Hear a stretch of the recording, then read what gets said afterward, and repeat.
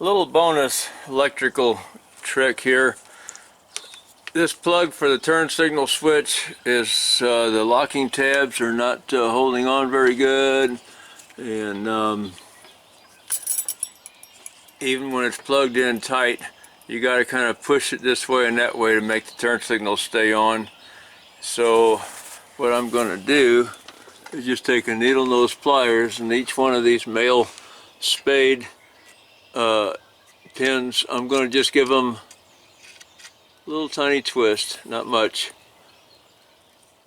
Just a little twist, just a little bit. That might be too much.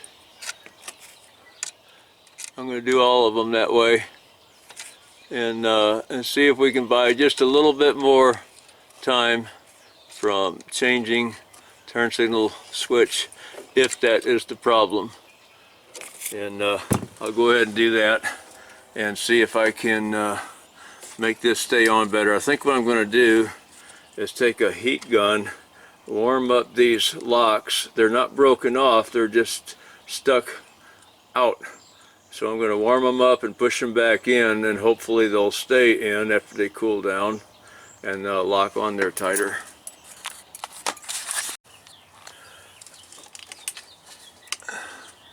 Got those where they're staying in now, so hopefully those locking tabs, at least they're not broke off, they were just warped.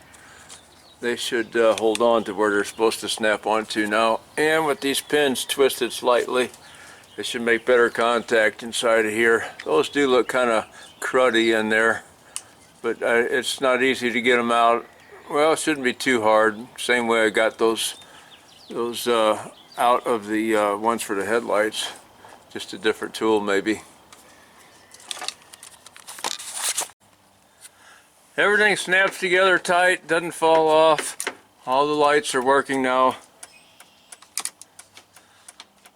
You can't hear them, but I can.